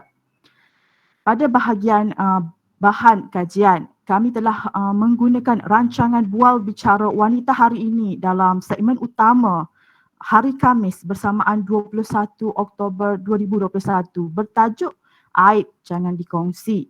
Kami telah memperoleh bahan kajian ini di laman sesawang YouTube TV3 Malaysia Official. Untuk yang tidak mengetahui, wanita hari ini merupakan sebuah rancangan bual bicara yang saya rasakan sangat popular yang disiarkan di saluran TV3 pada setiap hari Isnin hingga hari Jumaat. Rancangan ini berlangsung selama 1 jam bermula pada 12.30 hari. Jadi kembali kita berfokus kepada slot yang dipilih tadi. Ia telah dikendalikan oleh 2 orang pengacara iaitu Sugita Chandran dan Fatin Hamimah Yusof. Jadi pada hari tersebut ia telah dihadiri oleh 2 tetamu undangan iaitu Ustaz Kazim Ilyas dan pelakon wanita Malaysia Lufia Omar. Kedua-dua tetamu undangan ini telah menghadiri jemputan secara maya, iaitu secara atas talian. Jadi seperti yang saya jelaskan tadi, walaupun rancangan ini bersiaran selama 1 jam, namun kajian ini hanya berfokus kepada slot utama sahaja, iaitu bermula pada minit 11.53 saat sehingga minit ke-40.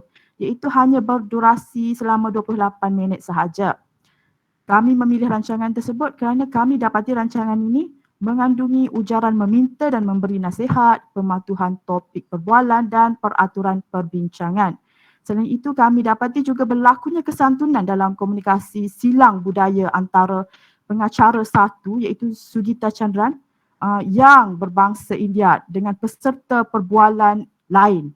Komunikasi ini berlaku disebabkan oleh individu yang berlatar belakangkan budaya yang berbeza dan menggunakan bahasa ibunda yang berbeza.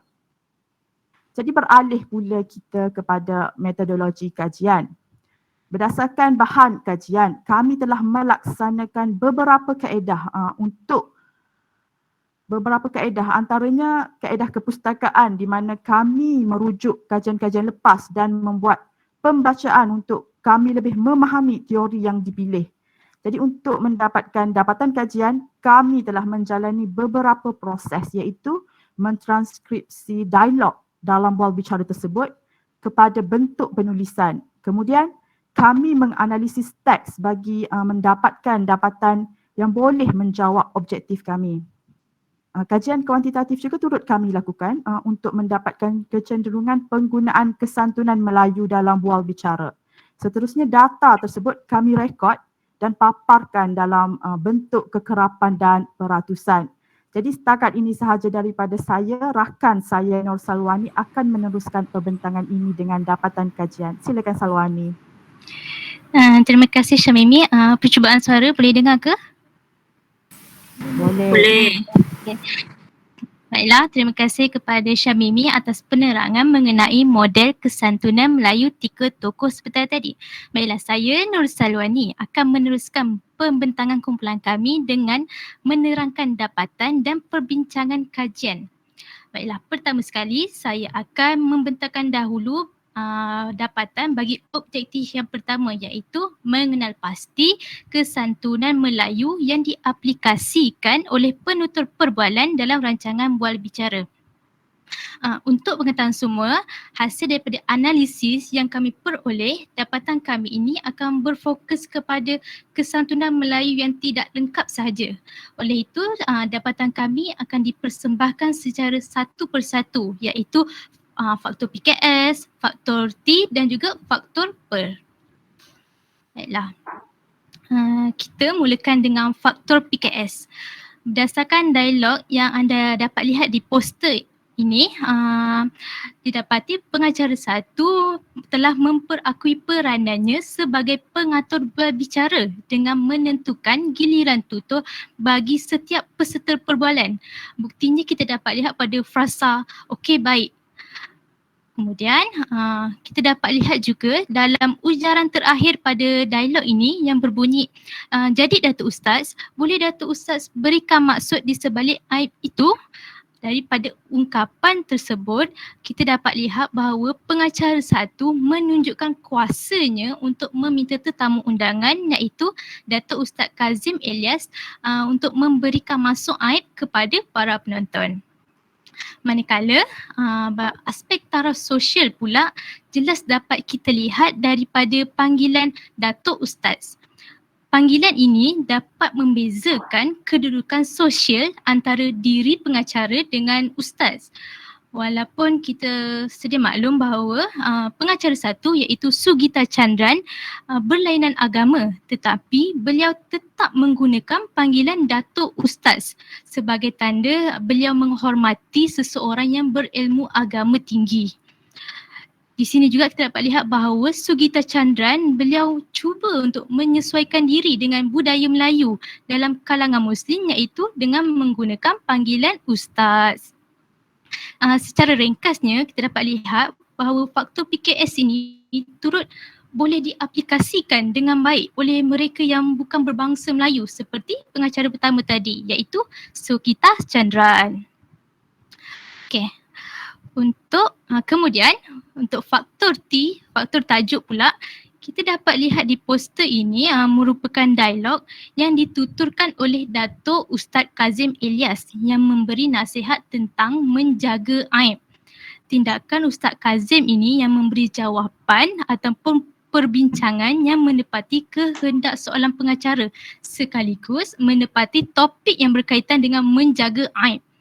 Daripada dialog tersebut, kita dapat lihat terdapat ungkapan yang dipetik daripada Imam Syafi'i, iaitu sesiapa yang memberi nasihat kepada orang lain kemudian dia membuka aib orang yang dibagi nasihat itu dikira sebagai membuka aib.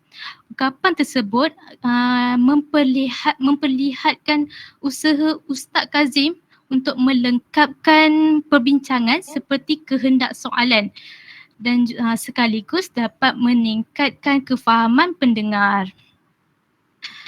Baiklah, untuk faktor per pula. Okey, untuk faktor per ni kita dapat faktor per ni dapat dikesan melalui ujaran kembali selepas ini di wanita hari ini.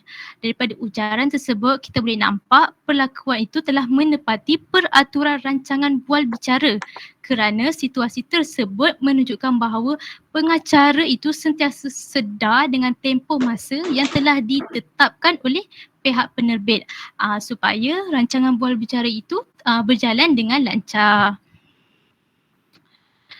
Kemudian selesai untuk objektif yang pertama, kita akan beralih pula kepada perbincangan objektif yang kedua, iaitu untuk menganalisis kecenderungan kesantunan Melayu yang diaplikasikan dalam rancangan bual bicara. Baiklah, daripada data yang telah ditranskripsi tadi akan kami susun mengikut kategori faktor kesantunan Melayu, iaitu faktor PKS, faktor T dan juga faktor per. Data tersebut kami kira dan persembahkan dalam bentuk jumlah dan peratusan seperti yang dipaparkan di dalam poster kami. Baiklah, apabila kita lihat kepada jadual dalam poster ini, kita akan dapati bahawa kekerapan faktor PKS yang paling tinggi kita dapat lihat ialah daripada dialog pengacara kedua, iaitu sebanyak 10 dialog bersamaan 20.10%. Kenapa dia yang paling tinggi kan? Sebabnya beliau berperanan sebagai pengendali rancangan, iaitu untuk menentukan giliran bercakap kepada tetamu undangan. Kemudian untuk faktor T pula, peratusan Datuk Ustaz Kazim Ilyas yang paling tinggi, iaitu sebanyak 5 dialog ataupun 10.20%. Kekerapan faktor T beliau yang paling tinggi kerana beliau dipertanggungjawabkan untuk mengulas topik perbincangan iaitu aib jangan dikongsi. Manakala untuk faktor per pula, peratusan pengacara satu yang paling tinggi, iaitu 6 dialog bersamaan 12.24%, kerana tindakan P1 mematuhi peraturan rancangan yang telah ditetapkan oleh penerbit sejak awal, iaitu seperti pengacara ini sentiasa mematuhi tempoh masa dan juga mengemukakan pertanyaan yang ringkas dan juga jelas bagi melancarkan perjalanan bual bicara tersebut. Oleh itu, kita dapat lihat bahawa kesemua peserta perbualan ini, iaitu Sugita Chandran, Fatin, Datuk Ustaz Kazim Ilyas dan juga Lufia Omar, mereka mengaplikasikan kesantunan Melayu dalam sesi bual bicara wanita hari ini. Kesimpulannya, segala komunikasi itu akan lebih berkesan dan mencapai matlamat yang maksimum jika kita menjaga air muka dalam kalangan peserta tutur. Hal ini amatlah bertepatan dengan pendekatan yang dibawa oleh Arina, iaitu air muka adalah faktor teras dalam model kesantunan Melayu 3 tokoh. Dan konsep kesantunan ini juga tidak terhad kepada satu-satu bangsa saja. Ini bermakna setiap peserta perbualan perlulah mengutamakan kesantunan Melayu dalam berkomunikasi supaya tidak menyinggung perasaan orang lain.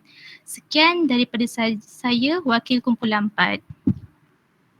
Baiklah, terima kasih kepada Wakil Kumpulan 4 iaitu Mimi dan juga Wani. Mungkin kita boleh teruskan dengan kumpulan yang terakhir lah, iaitu kumpulan 5. Jadi persilakan.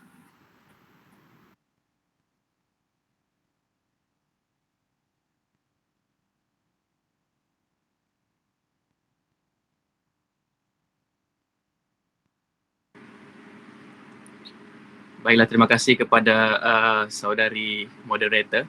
Boleh dengar suara saya? Boleh. Bismillahirrahmanirrahim. Assalamualaikum dan salam simposium kesantunan saya ucapkan kepada hadirin yang dihormati sekalian. Baiklah, sekarang saya dan seorang lagi rakan saya iaitu saudari Atika akan membentangkan kepada anda semua tentang hasil kajian kami yang bertajuk Ciri Kesantunan Melayu dalam bual bicara Ibuku Best Friendku. Slot ini sebenarnya berlangsung untuk segmen motivasi dalam rancangan wanita hari ini. Sebelum kita pergi lebih lanjut kepada dapatan kajian ini, suka untuk saya memberikan kepada anda semua berkaitan tunjang utama kajian ini iaitu kesantunan Melayu. Baiklah, dalam ruangan pengenalan kajian ini, para pengkaji telah memetik beberapa sumber dan pendapat tokoh bahasa Melayu sendiri serta tokoh asing untuk menjelaskan maksud sebenar apa yang diperkatakan sebagai kesantunan dan perkaitannya dengan alam Melayu, khususnya dalam ruang lingkup kebahasaan. Kesantunan itu sebenarnya merujuk kepada perihal sifat yang santun, kesopanan, kehalusan budi bahasa dan budi pekerti. Seperti yang dipaparkan di skrin saudara-saudari sekalian, menurut Kamus Dewan edisi keempat 2010, kesantunan merupakan salah satu aspek yang sangat penting terutamanya dalam lisan dan penulisan. Hal ini jelas dilihat sejak dahulu lagi telah diterapkan dalam kehidupan masyarakat Melayu lah. Menurut Awang Sarian pula, kesantunan ialah apabila terdapat penggunaan perkataan yang baik, sopan, beradab, memancarkan peribadi mulia dan menunjukkan penghormatan kepada pihak yang menjadi lawan berbicara.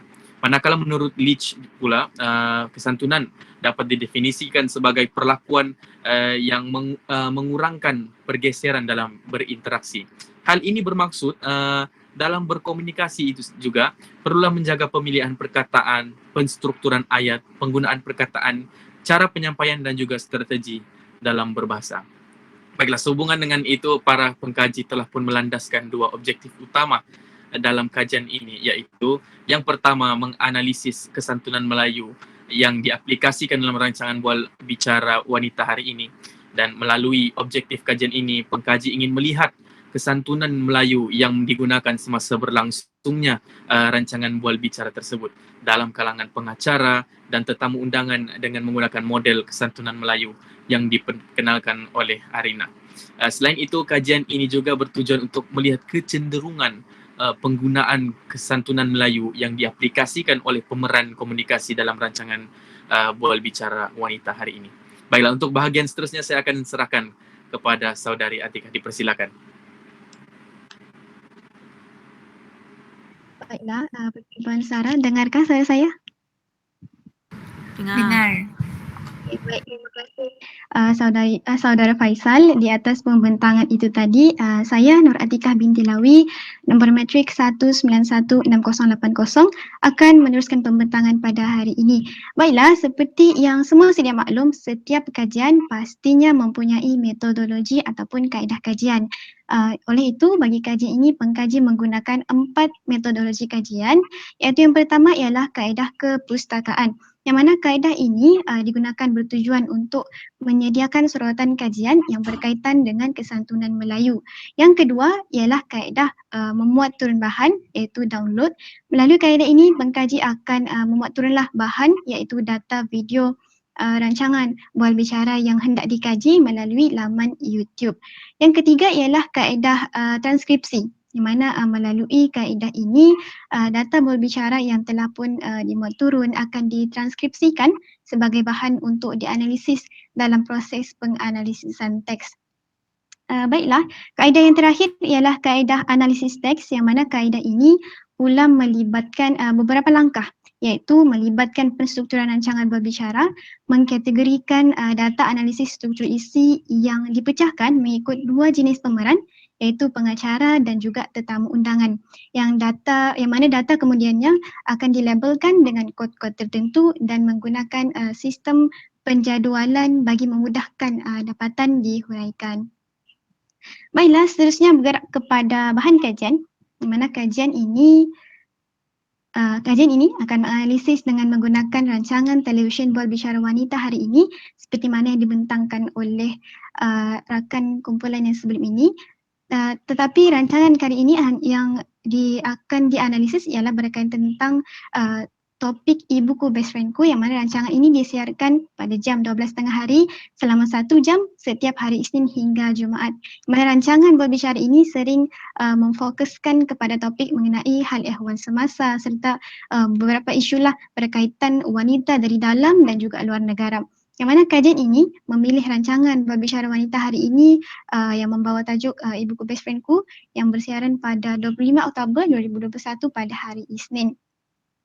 Analisis ini akan berfokus kepada dialog pertuturan berbicara yang dilafazkan oleh pemeran komunikasi dalam mengaplikasikan kesantunan Melayu. Di mana pemeran yang terlibat ialah pengacara Sugita Chandran selaku pengacara 1 dan Hawa Rizwana Rizwan selaku pengacara yang kedua bersama tetamu undangan Puan Nur Afidah Abu Bakar selaku tetamu undangan pertama, seorang perunding keibubapaan serta Nubahan Ahmad bersama ibunya Puan Badariah Omar.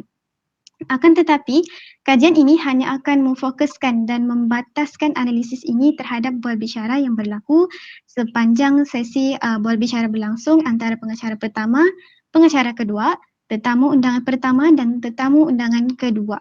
Kerana dialog yang dituturkan oleh tetamu undangan ketiga iaitu Puan Badariah Omar sedikit jika dibandingkan dengan pemeran yang lain. Yang mana analisis ini juga akan dilaksanakan dengan melibatkan semua konteks perbualan bahasa Melayu lah dan juga pencampuran kod selanga, dialek ataupun pinjaman bahasa Inggeris ataupun bahasa Arab. Selain itu juga melibatkan ujaran bukan leksikal ataupun back channel seperti ya, setuju dan sebagainya lah. Baiklah, seterusnya pula saya akan teruskan dengan membentangkan kerangka teori model kesantunan Melayu yang diperkenalkan oleh Arina pada tahun 2019. Seperti yang dapat dilihat pada poster yang dipaparkan, berikut merupakan teori-teori yang diperkenalkan dalam kesantunan Melayu mengikut pendapat 3 tokoh tempatan yang berbeza, iaitu Asmah pada tahun 2000, Awang pada tahun 2007 dan Tenas pada tahun 2011. Melalui rajah yang dipaparkan dapat kita lihat bahawa Asmah pada tahun 2000 menetapkan kesantunan kepada 2, iaitu yang pertama kesantunan asas yang bermaksud kesantunan yang sedia ada dalam diri seorang manusia, dan yang kedua ialah kesantunan berkendala yang bermaksud kesantunan yang diaplikasikan dalam menangani beberapa kendala tertentu lah.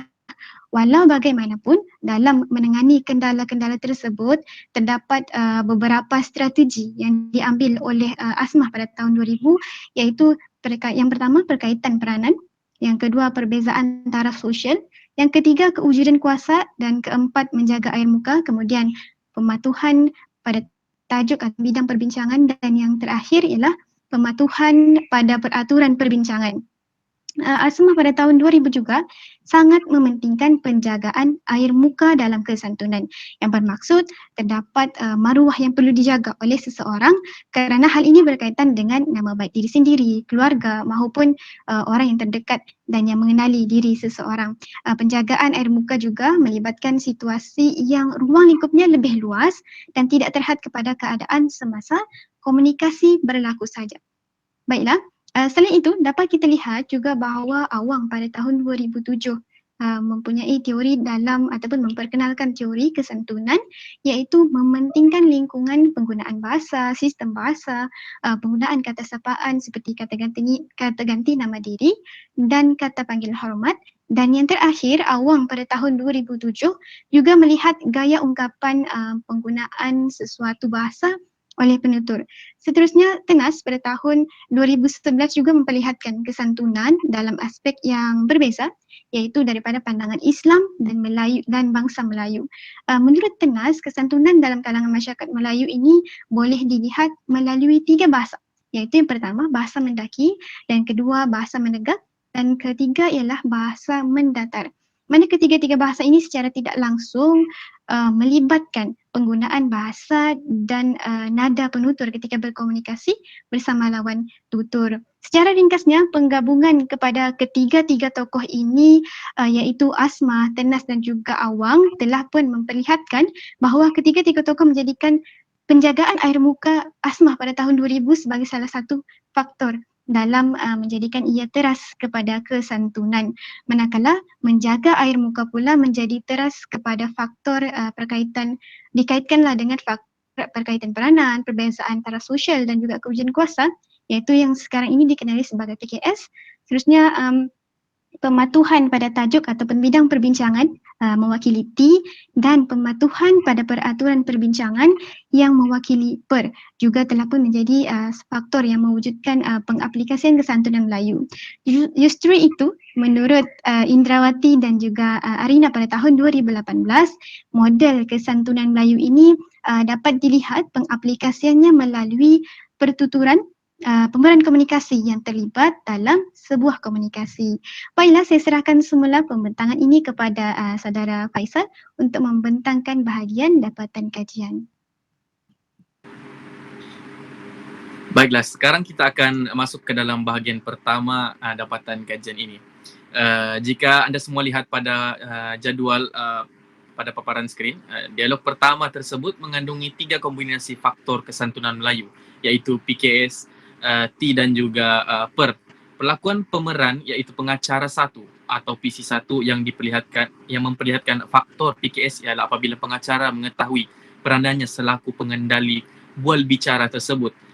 Dengan ungkapan sebelum kita nak bertanya kepada Puan Nur Afidah, ini telah menunjukkan pemeran menjaga air muka tetamu undangan lain dan wujud perbezaan taraf sosial antara pengacara serta tetamu undangan apabila ungkapan puan dilafazkan. Faktor T pula dilihat berlaku melalui tindakan dalam mematuhi topik atau tajuk perbincangan bual bicara tersebut melalui ungkapan kemesraan antara Nubahan dan ibunya Mak Jenny sememangnya nampak. Ungkapan tersebut menunjukkan kebolehan pemeran dalam mengaitkan perbincangan agar tetamu undangan lebih jelas dan faham dengan situasi perbincangan tentang hubungan ibu dan anak yang sangat rapat. Seterusnya, perkaitan bagi faktor PER dalam dialog ini dapat dilihat melalui tindakan dalam mematuhi konsep penerbitan rancangan dalam aspek masa dengan mengemukakan soalan yang ringkas kepada tetamu undangan. Misalnya pada ungkapan, adakah ibu adalah best friend Nubahan? Ungkapan tersebut juga sekaligus memudahkan tetamu undangan untuk menjawab persoalan secara terus atau secara langsung. Baiklah, seterusnya dialog kedua pula memperlihatkan kombinasi 2 faktor kesantunan Melayu iaitu PKS dan PER. Perlakuan menamatkan perbualan berkaitan soalan dan seterusnya memulakan perbincangan didapati menepati faktor PKS apabila pengacara memperakui kuasanya selaku pengendali sesi soal jawab. Perbuatan mengajukan soalan yang tepat dan berkaitan dengan topik rancangan dianggap sebagai suatu wadah bagi mengelak perbualan lari daripada tajuk dan konteks asalnya. Penanda ayatnya ditandai dengan ujaran frasa berbalik kepada tadi.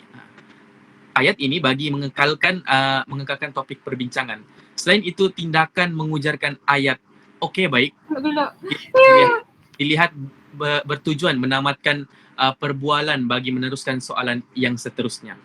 Sementara faktor PER ditunjukkan melalui perlakuan mematuhi peraturan rancangan dengan memperlihatkan penegasan terhadap perbincangan yang dilakukan oleh pengacara melalui ungkapan, kita berkongsi mengenai social media, konten keakraban, kerenggangan dan kebiasaan serta menambah sedikit pendapatnya dengan tambahan perkataan mungkin sebagai tanda bahawa perkara tersebut hanyalah pendapat peribadi yang bersifat terbuka dan pernyataan tersebut mungkin benar dan mungkin tidak. Situasi ini memperlihatkan peranan pengacara yang agak kompleks dalam memastikan tanggungjawab pemeran dapat dilaksanakan sebaik mungkin serta dalam masa yang sama dapat mewujudkan keharmonian dan mengelakkan konflik dalam perbincangan yang berlangsung. Baiklah, seterusnya kita bergerak ke dialog yang ketiga. Dialog ini memperlihatkan kombinasi 2 faktor KM juga yang dimanifestasikan oleh tindakan pengacara kedua ataupun PC2. PC2 menggunakan kuasanya sebagai pengendali majlis atau acara dengan mengajukan soalan kepada tetamu yang hadir dalam Dan dalam konteks ini pengacara 2 mengujarkan ayat pada pendapat Nubahan pula bagaimana tentang penggunaan media sosial ini. Selain itu, PKS juga diperlihatkan ketika pengacara 2 cuba untuk memperluaskan perbincangan dengan menanyakan soalan berkenaan media sosial dan perkaitannya dengan tetamu undangan.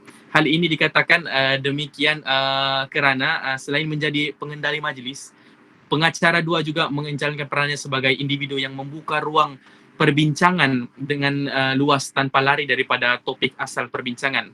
Namun sebelum mengajukan soalan sebenar, pengacara 2 telah menyebut terlebih dahulu ujaran tentang penggunaan media sosial sebagai petanda atau gambaran awal kepada tetamu undangan bahawa soalan berikutnya adalah berkaitan dengan media sosial. Soalan tersebut pula sudah semestinya mempunyai perkaitan dengan faktor kedua dalam ayat ujaran pengacara 2 iaitu faktor T. Dalam pada pengacara 2 cuba untuk memperluaskan konteks perbualan mereka, beliau dengan sedaya upaya tetap mengaitkan soalan tersebut dengan topik atau tajuk utama perbincangan. Melalui ujaran buat video bersama ibu bapa, bagaimana ia sendiri boleh merapatkan kalau berdasarkan pengalaman Nubahan sendiri bersama Mak Jenny. Video itu sendiri sebenarnya berada pada konteks lain, namun pengacara 2 menyambung dan memperkaitnya dengan menimbulkan video bersama ibu bapa agar topik utama tetap menjadi landasan perbincangan mereka. Baiklah, seterusnya saya akan serahkan kepada saudari Atika. Dipersilakan. Baiklah, terima kasih Faisal. Seterusnya kita lihat pula kepada faktor kesantunan Melayu tidak lengkap yang berikutnya, iaitu kombinasi T dan juga per. Mana dialog 4 diujarkan oleh pengacara yang kedua yang memperlihatkan kombinasi dua faktor KM melalui perlakuan, membincangkan dan mengungkapkan ujaran yang berkait dengan topik utama perbincangan. Faktor T ini dapat dilihat menerusi ujaran pengacara kedua, iaitu saya sebenarnya suka sangat lihat video kemesraan antara Nubahan yang kuat mengusik Mak Jenny ini. Pada ujaran ini pengacara 2 tidak menumpukan topik kepada topik video antara Nubahan dan juga Mak Jenny, sebaliknya menumpukan situasi kemesraan ataupun keakraban yang berlaku antara mereka, dan hal itu pula berkait dengan topik asal perbincangan. Seterusnya, faktor per dilihat diaplikasikan oleh pengacara 2 pada frasa saya sebenarnya suka sangat lihat video. Yang mana dalam ujaran ini kita dapat simpulkan bahawa pengacara 2 menzahirkan sokongan ataupun bersetuju terhadap sub perbincangan demi memastikan tiada konflik yang berlaku semasa perbincangan. Selain itu, ungkapan saya nak tanya kepada Mak Jenny juga turut mematuhi faktor per kerana pada ujaran ini jelas sekali pengacara 2 cuba untuk tidak membuang masa dengan terus mengajukan soalan kepada Mak Jenny agar perjalanan rancangan berbicara tersebut lancar dengan menepati waktu yang telah ditetapkan. Baiklah, kita bergerak kepada faktor tidak lengkap yang seterusnya. Faktor 1 kesantunan Melayu iaitu PKS, iaitu peranan, kuasa dan juga taraf sosial. Melihat kepada ujaran pengacara 1 pada dialog tersebut menunjukkan bahawa wujud perkaitan antara peranan dan juga kuasa pengacara dalam mengendali berbicara tersebut sehingga melebihi kuasa pemeran yang lain apabila menggunakan kata panggilan hormat semasa memperkenalkan tetamu undangan.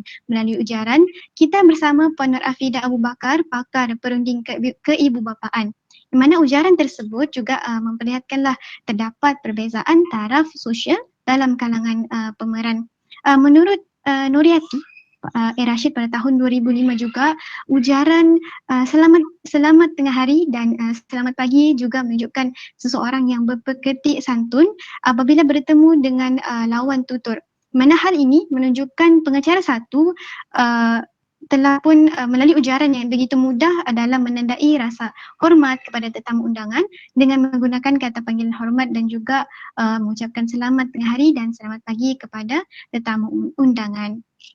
Baiklah, seterusnya kita lihat kepada faktor tidak lengkap 1 kesantunan Melayu iaitu T, iaitu topik ataupun yang mematuhi topik dan juga perbincanganlah yang merujuk pada pematuhan topik dan perbincangan. Baiklah, melihat kepada dialog yang dipaparkan pada jadual tersebut ataupun pada poster tersebut merupakan ujaran yang diujarkan oleh pengacara pertama dalam struktur isi bual bicara serta menepati penggunaan satu faktor KM iaitu T. Yang mana faktor ini memperlihatkan tindakan pemeran dalam menepati tajuk ataupun topik bual bicara tersebut, sebagai contoh melalui tindakan dialog pengacara satu yang bertanyakan soalan menepati topik perbincangan bual bicara melalui ujaran bagaimana seorang ibu itu harus memberi reaksinya, adakah ikut sahaja layan kerana anak ataupun macam mana Puan Nur Afidah. Ujaran tersebut merupakan soalan berkaitan hubungan yang rapat antara anak dan ibu sehingga digelar sebagai best friend. Mana ujaran ini membuktikan usaha pemeran dalam mengembangkan idea serta pendapat berkaitan topik yang dibincangkan.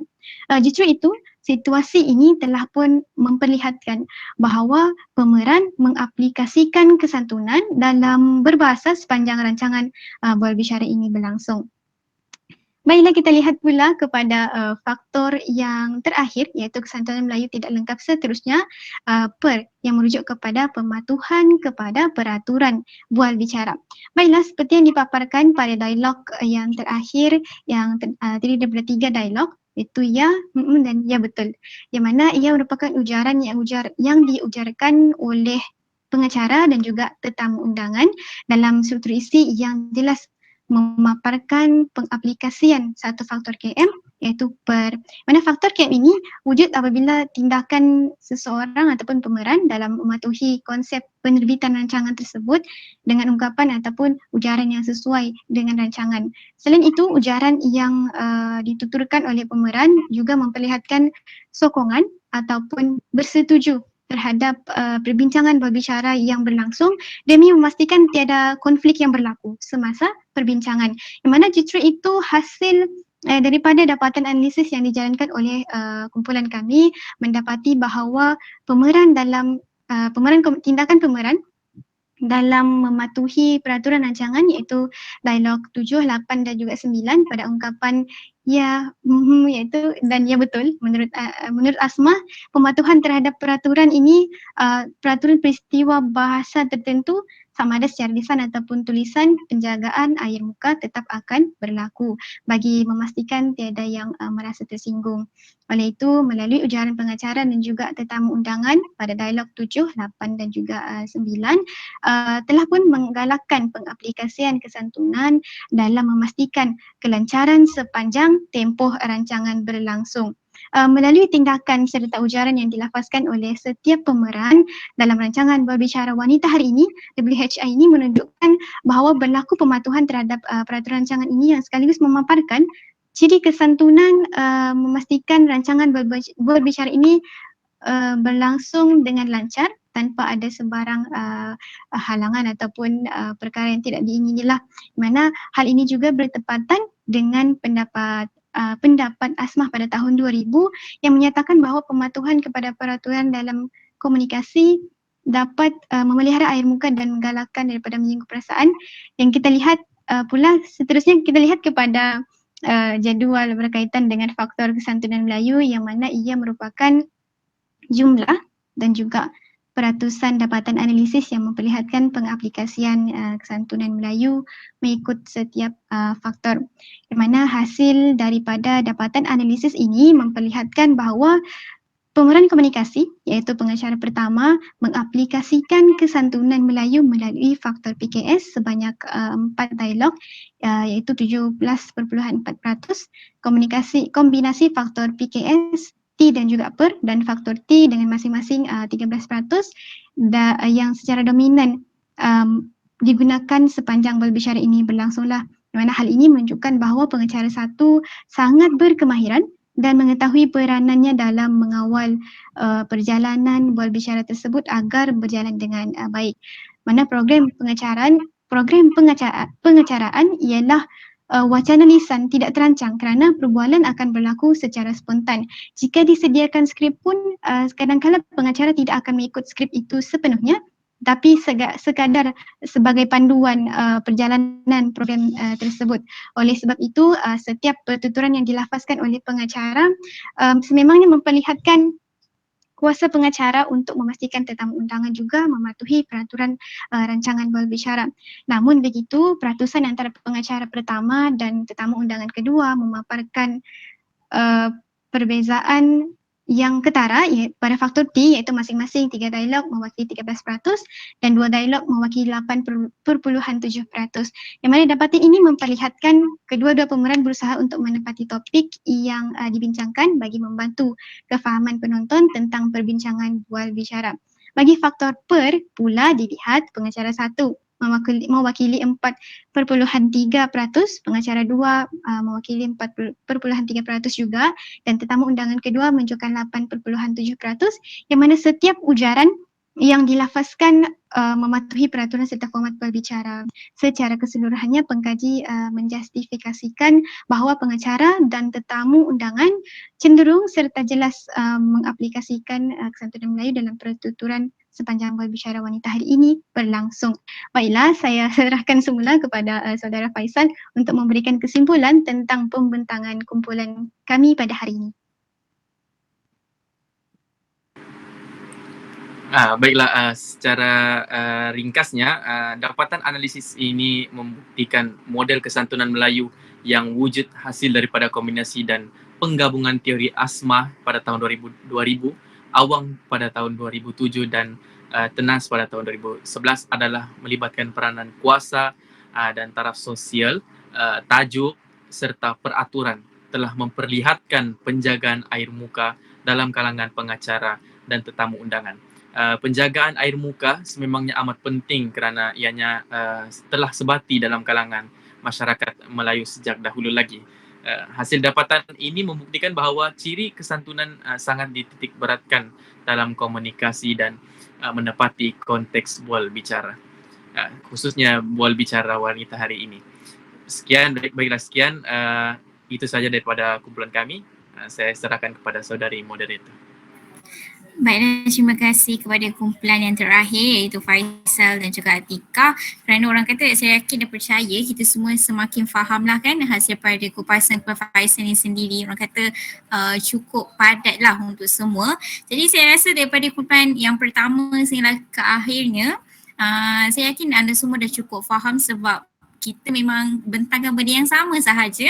Jadi saya fikir mungkin tiada soalan lah untuk hari ini. Jadi sebelum kita habis majlis pada hari ini, saya rasa dengan akhirnya presentation yang terakhir maka berakhirlah maka berakhirlah pembentangan kita pada hari ini. Jadi terima kasih kepada anda semua yang sudah pun terlibat kan, menjayakan buat poster, buat orang kata report lagi, orang kata bertugas lumus lah nak siapkan benda ini. Jadi berikan tepukan gemuruh kepada diri masing-masing atas usaha anda semua, okay? Apapun saya nak ucapkan terima kasih juga kepada anda semua dan juga Dr. Arina yang sudah hadir pada hari ini. Saya fikir ini macam kelas kita yang berlangsung pada hari Khamis lah, macam tu. Jadi apapun saya pun nak minta maaf atas segala ya Allah, lapar ni, segala salah dan silap orang kata sepanjang mengendalikan majlis pada petang ini. Bagi pihak jawatankuasa majlis, saya juga ingin memohon maaf sekiranya ada terkurang sepanjang majlis ini berlangsung. Jadi mungkin saya nak kasih pantun lah sebelum kita habis, boleh semua? Pantun saya basic je, kita copy paste Google je, macam tu. Tuai padi antara masak, esok jangan layu-layuan. Intai kami antara nampak, esok jangan rindu-rinduan. Jadi saya Jamia Azmi memohon maaf mengundur diri. Assalamualaikum. Jadi sebelum tu kita mungkin boleh tangkap gambar ramai-ramai lah sebab jarang kita nak tengok semua orang buka kamera kan. Begitu.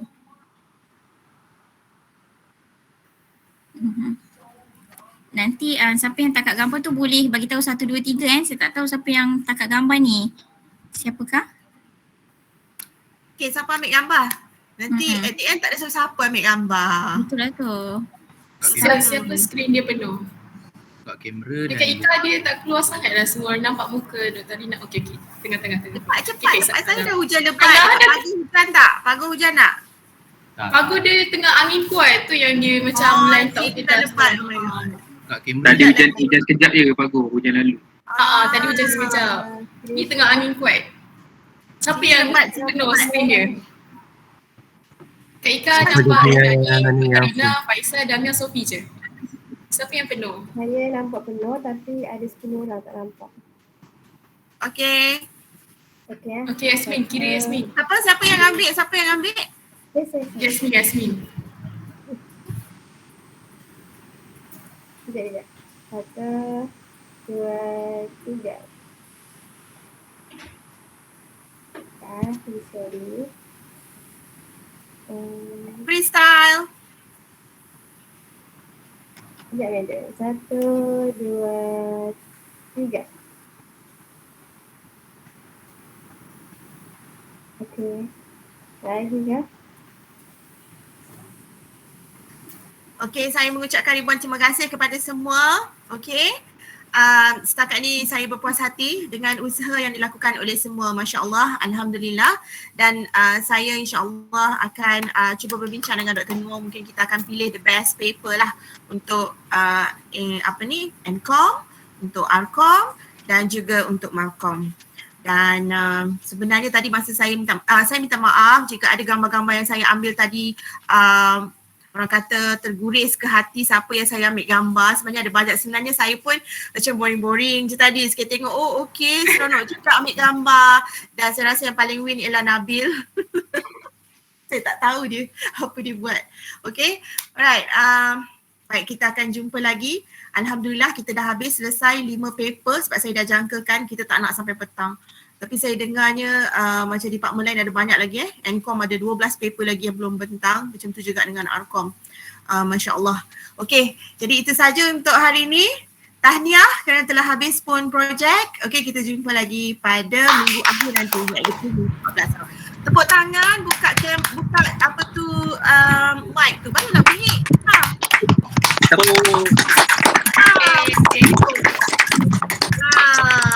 Ya semua.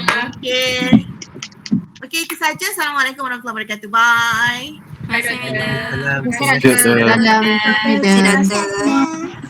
Terima kasih doktor. Ya, doktor. Tuai padi